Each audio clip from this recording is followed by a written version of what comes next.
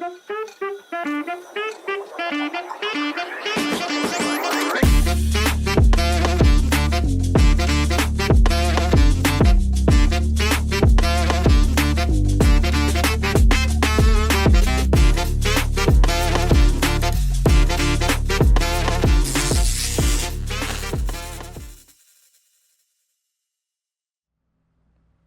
hello everybody. Welcome back. Another episode of MEB Pod. This is the 16th episode, I believe, which I'm super grateful to be doing this again. This is very, enjoyable. I'm not great at it yet, but I keep going and keep pushing. And I know my mother told me, don't get down on myself too much, just because, I'm not really prepared for a lot of these or whatever. So I somewhat came prepared today. Hopefully, I have a little more information about the Seattle trip. I've got a little YouTube golf, a little Ryder Cup action, a little MLB, a little college football, NFL starting here soon. So hopefully, we got a good episode here. Hopefully, it's better and well. I guess a little more organized. I think. Hopefully, we'll see. But like every other episode, I am going to get into a birdie and double bogey. My birdie, I was able to get out to the range today before it started raining. It was nice to get out there. Haven't swung a club in a while, so I thought I might try to get out there a little bit before I get out to Chambers Bay up here in a week or so. So I'm really looking forward to that. That's going to be an exciting trip. I'll get more into that later, I'm sure. But we do, of course, have to do a double bogey. Unfortunately, I lost my grandmother this past week, so I know she's in a better place with her husband, my grandfather. So I just kind of wanted to get that off my chest. It is, sad, but it is life. So I wish her the best up in heaven with Grandpa. They were able to reunite, so that's always a good thing too.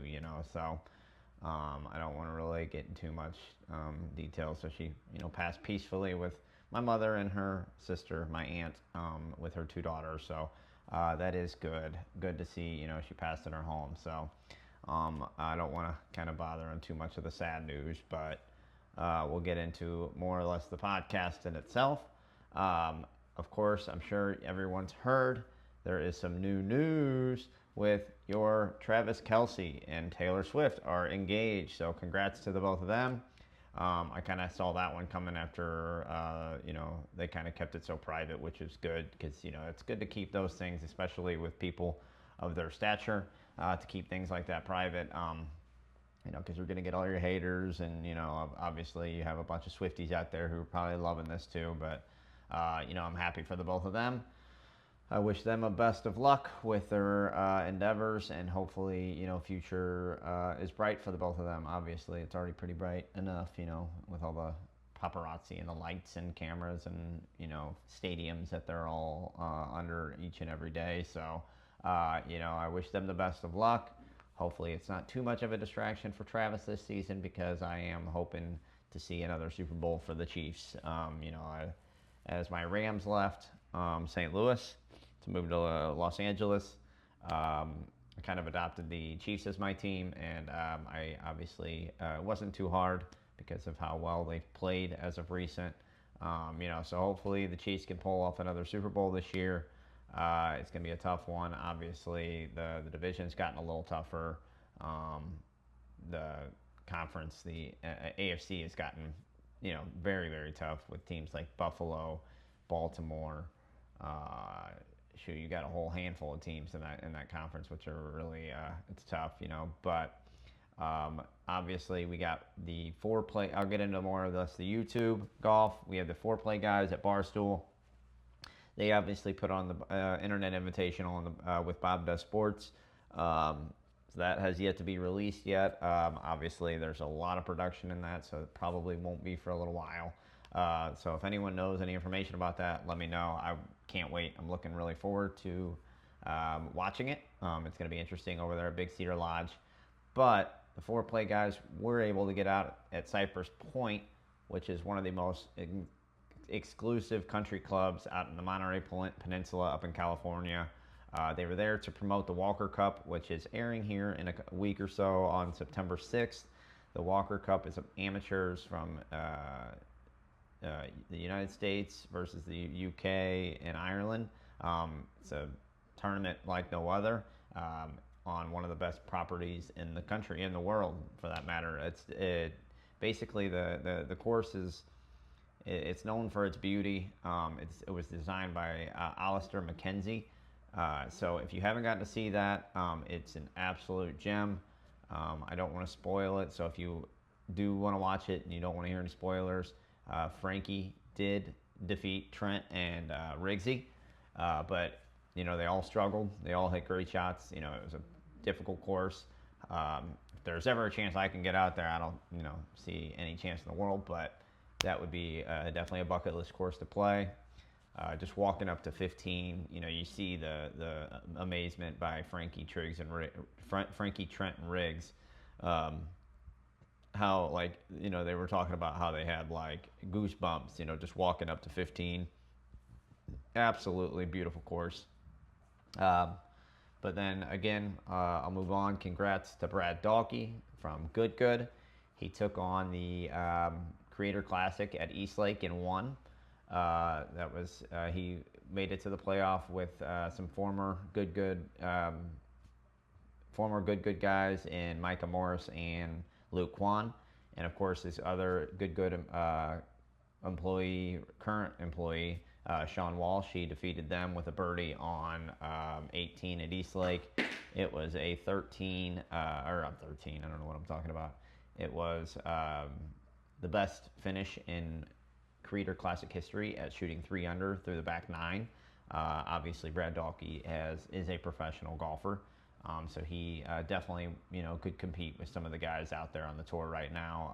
I'd love to see him get back out there one of these days. I know he's been asked questions if he wants to get back out there on the tour or not, and I would love to see him out there. Obviously, I love seeing him on Good. I love seeing him on all these YouTube Creator Classics, and he's in the Internet Invitational. He's a great golfer.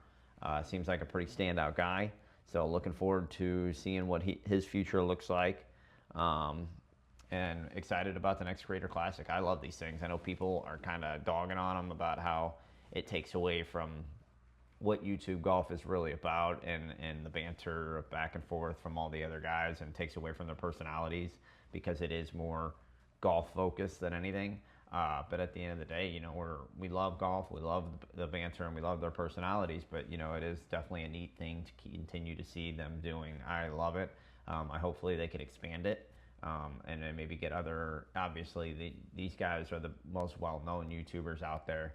Hopefully they're able to get more people out there that are smaller content creators, and like myself, that would be really neat. Obviously, they were able to get the Short Game King out there this week, or this past week on the Creator Classic, which was awesome.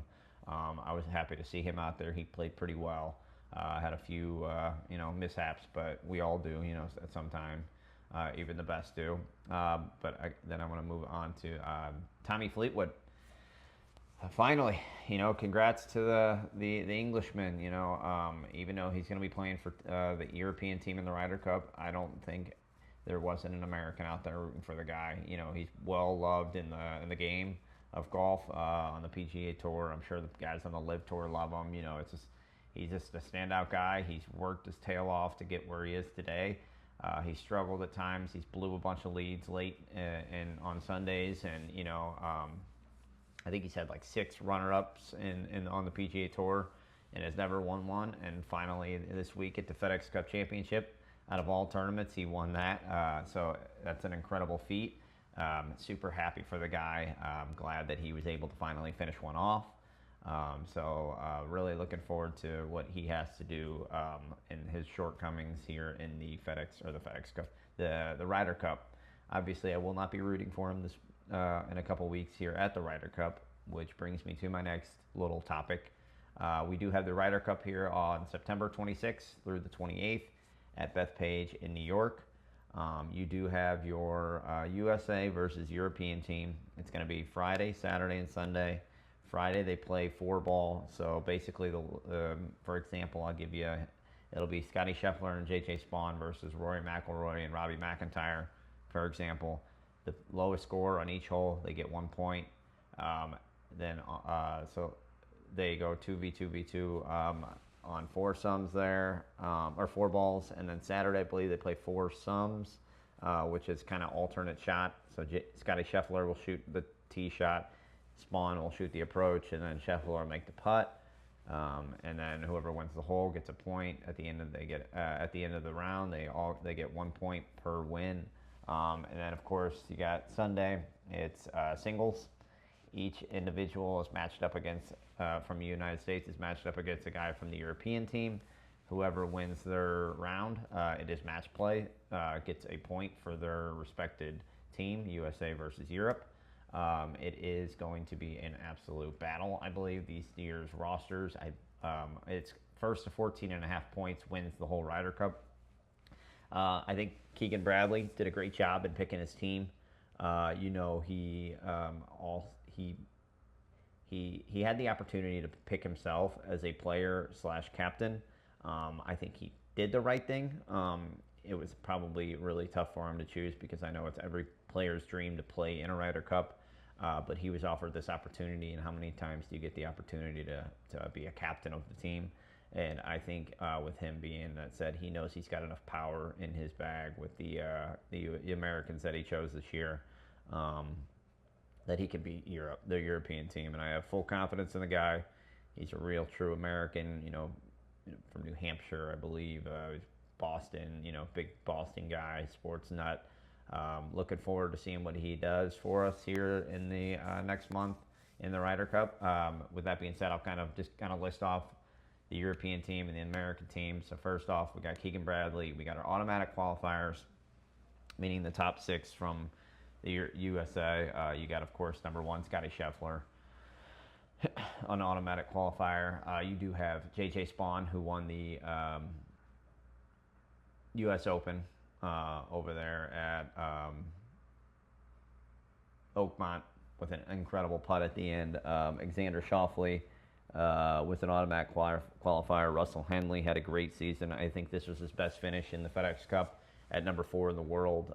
Russell Henley and then Harris English were our automatic qualifiers. Now, of course, like I mentioned, Keegan Bradley had to pick 6 captain's picks. He probably would have been one of them this year if he was not the captain. But with that being said, he had Justin Thomas, Colin Morikawa, Ben Griffin, Patrick Cantlay, Sam Burns, and Cameron Young. So that's going to be the USA team right there. I have full confidence in him. I'm going to be repping the Stars and Stripes whenever the tournament comes about. So really looking forward to that. I think the European team has maybe a little more depth, which in the roster, just because they got, they're pretty incredible. They're both solid teams, but with that being said, the captain of the European team is Luke Donald. Of course, his automatic qualifiers were Rory McIlroy.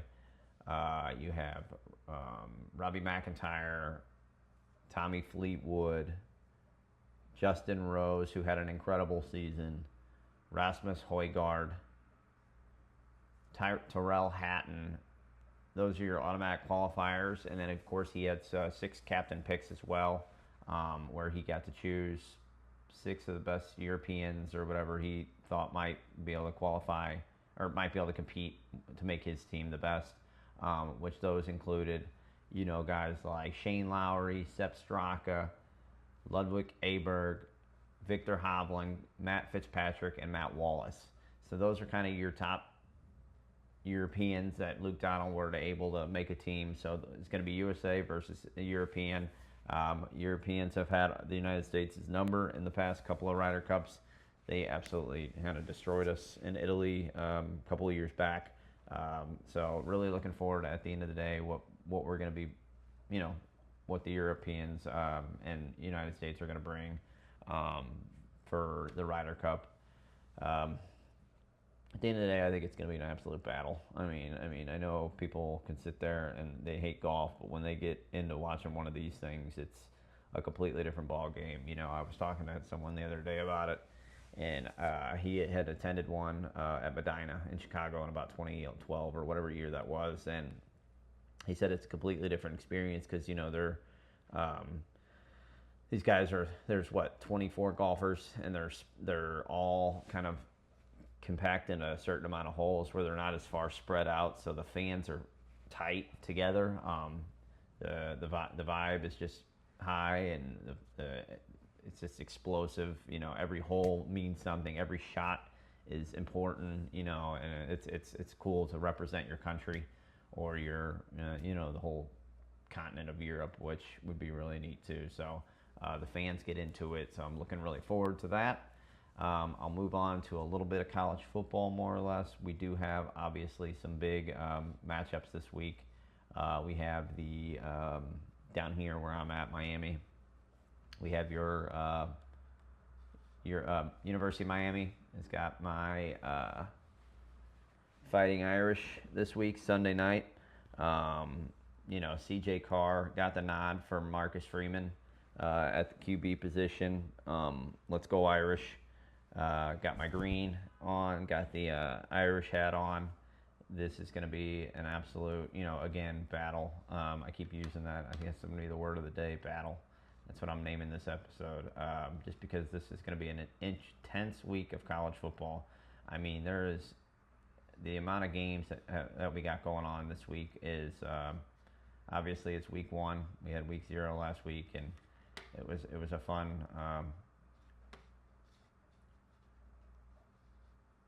It was week 1's over with, or week 0's over with, and it was a fun week of weekend of football, and just kind of looking forward to what is going to be happening this week in week 1.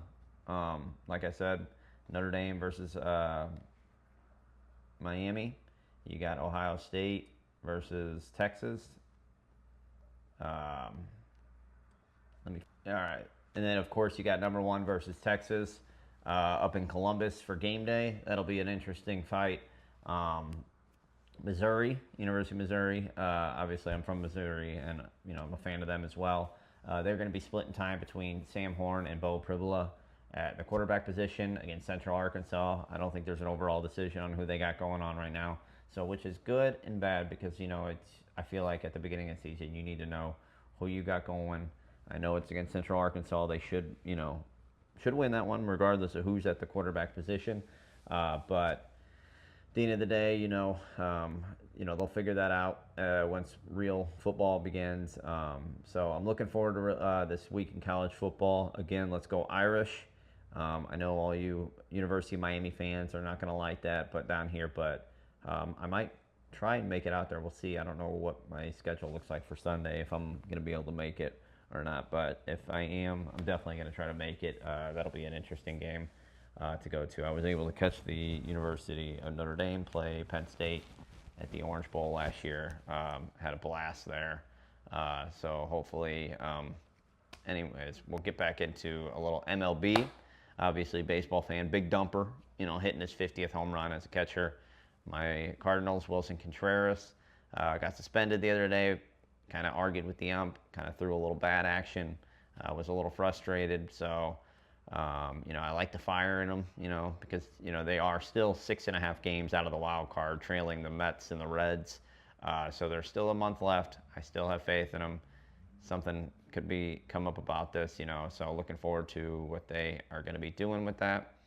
My Seattle trip is coming up next week, so I'll have a little more probably to talk about in that next week's podcast, because that'll be the Wednesday before I head out. Man, time flies. I didn't realize this was coming up so quickly. But with that being said, I was able to, like I mentioned earlier, I was able to get out and hit the balls. I did not hit them well. I was not comfortable standing over a ball, but I'm looking forward to getting out there and just swinging away and having a great time. Really looking forward to just seeing what the Pacific Northwest has to offer. With that being said, I'm not really sure. I don't know if anyone has any tips or tricks on how to vlog. What should I vlog? Where should I vlog? How do I vlog? Camera angles, that kind of stuff. That'll be a really kind of nice thing to figure out. I've watched YouTube videos on what to do. I'm not one of those guys that is going to sit there and say, come follow me throughout my day, where I get up brush my teeth, do all that kind of stuff. Um, but I do want to like vlog throughout, like when my walk through the city and walk up into the stadiums that I visit and my golf course visit, of course. So, with that being said, I've now changed my format of my podcast. So I'm going to, since LA's football season started, this will be a good time to start with my picks for the week. I'm going to go, I've got, just a couple of picks. I know I mentioned I was going to do this earlier in my podcast journey, but since with college football and NFL starting here soon, we do have, I'm going to make a couple of picks, talk about it a little bit, and then in each episode. So with that being said, start strong with some college football. I'm going to take Virginia Tech over South Carolina. I think it's a little upset. I think Virginia Tech ends Lenora Sellers' Heisman hopes. I just think that there could be that little one. There's always that one little upset Heisman running thing, I feel like, every year in week one. So I think Virginia Tech over South Carolina. I think Tar Heels are going to take week one against the Horned Frogs. I think Bill Belichick just doesn't have a shot of losing his first game at UNC. I'm really looking forward to seeing him in that little Tar Heel blue over there on the sidelines. That'll be an interesting watch. I believe that's Monday night, so definitely be able to catch that, hopefully. And then we got the big game, Texas and Ohio State. I think Texas beats Ohio State. I think Arch Manning throws 4 touchdowns with over 250 yards.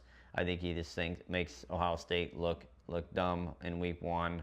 Obviously, I think it's going to be a good game, but I think he's just going to make that defense look rough. I always like the Mannings. I might be a little biased, but I think he's going to throw 4 touchdowns and over 250 yards this week one in Columbus, and shut that crowd up there in Columbus. So it's going to be a fun one. And of course, I got to finish off with the Notre Dame and Miami game. I'm sure you've guessed. I will be taking the Irish over the University of Miami. I think C.J. Carr again just has an incredible week. I think he just makes Marcus Freeman look even better of a coach than he already is. He's obviously Marcus Freeman's made the University of Notre Dame kind of regenerated their powerhouse, school that they always are and always have been. I think, again, he throws probably 3 touchdown passes and throws over 230 yards. Those are kind of my picks for this week. Like I being said, let's go Irish. I hope you all have a blessed day. Thank you for listening. Hopefully this comes up, the audio comes up all right, because I know my mic kind of dropped a little bit. But thank you for listening. Have a great rest of your day, and I'm out.